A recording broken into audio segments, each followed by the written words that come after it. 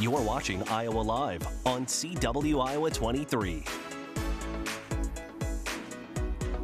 Good morning, everybody. It is time for Your Best You, and with that in mind, Sheree Clark is here from Fork in the Road, and of course, it's the time of year when we have people coming over. We're expecting to gather around with some friends and relatives, of course, but something else I'm not sure if you've noticed or not, it seems to be this time of year when the weather changes, people have a tendency of getting sick. Well, we all notice it. And then when you've got all those relatives over and we're in a confined space and there's kids and, you know, it all breaks loose, doesn't it? It most definitely does. Well, you know, I've always got a solution to a problem you don't even know you have sometimes. The queen of prep. But you look at it in a different way, because quite often we go to our doctor, which we do recommend, and we're loading up with various medications. So are we talking things we can do in advance before we start feeling that way, or when we start feeling a little under the weather, these are some things we can start implementing? Honey, I got you both ways. Love it. Okay, so honey is involved here, huh? Yeah, that's right. Actually, it is. There is some honey. Good segue, Lou. Thanks. There is some honey as one of an ingredient. And the things I want to talk about that are in front of you, Lou, these are preventative measures. Okay. These are things that you do prophylactically. You do them in advance to make sure that you don't get sick. So starting over here with this is a fire tonic, a fire cider.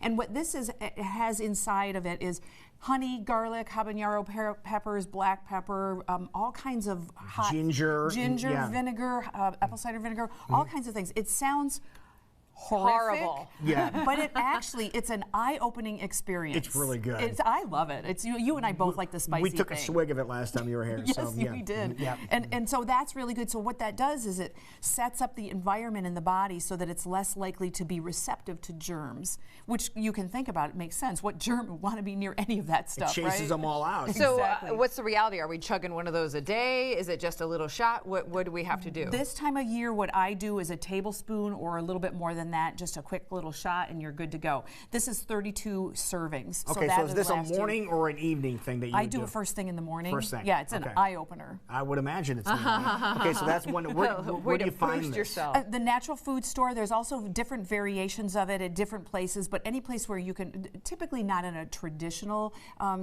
drugstore, but a natural food store. Okay. You can also make it yourself. If you look up online fire cider, you can make your own. It's very easy and actually a lot cheaper. Okay. So you can make it yourself. Okay. Another thing is black elderberry syrup. Now, if that is a little bit too, you're a little faint of heart, and the fire cider is just a little too strong for your taste.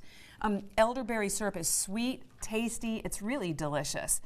It takes a different angle. It's a different kind of support for the body. I find the fire cider to be more effective, but for kids, black elderberry syrup are for people that just simply are not going to do a fire cider. And people are talking the benefits of this elderberry quite often. Yeah, especially you're the last seeing couple of years. commercials and stuff running right now, all talking about elderberry. They got that from me. Good. Now you know. They heard it here. Sure. Okay, exactly. good. Excellent. We talk about vitamins and minerals and that type of thing. Of course, the best place to get those is from your food, but a supplement is vitamin C. That you've heard that before. Vitamin D is another one. Vitamin A.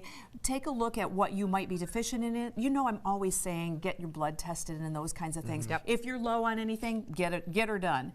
Probiotics are another wonderful thing. Keep that gut bacteria in a good place you're healthy. You can fight off things. Probiotics are really important, particularly if you've taken antibiotics. Right. Repopulate that gut.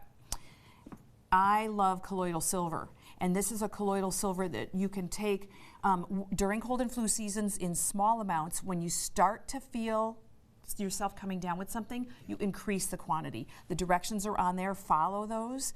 Make sure that you do exactly as it says on the package, and don't ad-lib. And silver is known for fighting germs. Yes, so, it's really big time. And it's safe to ingest. It's safe silver. to ingest, yes. Okay. If you buy the kind that's meant to ingest. Right. Yeah. Okay. That's right. So obey the labeling and everything like Read the that. But labeling. I learned about that. Well, you talked about it before, and I absolutely swear by it. It's wonderful. Yeah. So now we're going to segue into what if all the best laid plans and we still things still happen. We're still, and you start to feel something coming down.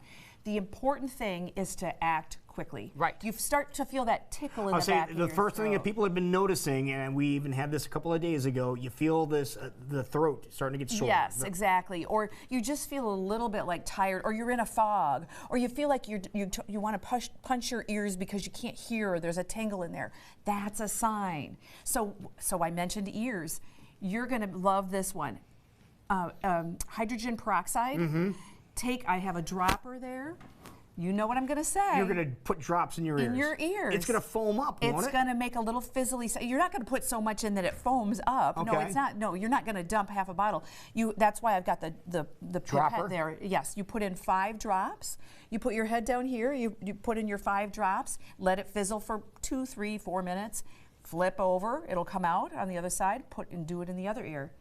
Works like a charm. Trust me, people. What are you doing there when you're putting it in there? You are killing bacterias. Okay. And I don't know how else it works. Don't ask me, but I know that it does. All right. Trust me. Hear me now. You can Listen to kind your of ear. know when you put it on a wound how it's like foaming and cleaning and kind of getting the bad Bubbles stuff up, yeah. out. I'm sure it's And it doing heals and it quicker. heals quicker. So I Yes. imagine it's kind of doing the same thing on the inner ear as well. There are a couple different remedies that you can buy in the natural food store that shorten the duration of colds. This one is based on Chinese medicine. For example, what I would do is I would read about it and see Okay. what one resonates with you. This one here is more homeopathic in nature. Similar philosophies, a little bit different take on it. Try them, see what works for you. If you get a sore throat or that coughing thing, slippery elm lozenges are fabulous. You can't overdose on those. People in the broadcast industry are constantly doing that because you get that tickle from constantly talking. Right. And then finally, remember that all of these things, as fabulous as they are, aren't as important as what we ingest on a day-to-day basis. So stay hydrated. I like to use coconut water. That's a really good thing, rather than something like Gatorade. Yeah, more and more people are going that direction too. Yes, and there's a good reason. And some of the beverage companies are going the coconut water direction too. Exactly, Yeah. and it's tasty. Right. And then you'll see here, Jackie, that odd-looking item. That's an aloe vera plant. That's a really big aloe vera Yes, plant. it is. Leaf. And you've heard of it for putting on wounds and Absolutely. burns. You can also fillet it, which means that you cut off a little piece, probably about 2 inches wide, or 2 inches a piece, yep. And then you take the skin off and throw it in your smoothie. And what that does is it helps calm your upset tummy if you've got the flu. Really? And it Really. does. And if you don't want to fillet a aloe An aloe vera vera, leaf, you can buy it in a you liquid can- form you already. can buy it in Squeeze it, liquid can't form. you? Milk it.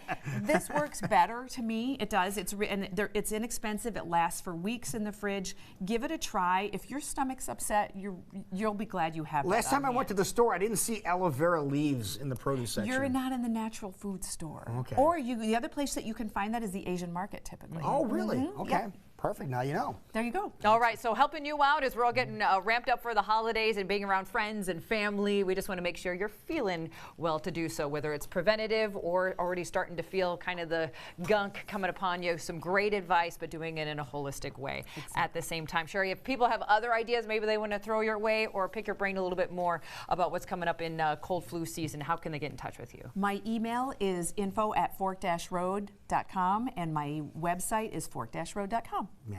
There you go. Cheers with fire cider. Okay. Or elderberry. Or elderberry. Thank you, right. Sheree. You're Good to see you.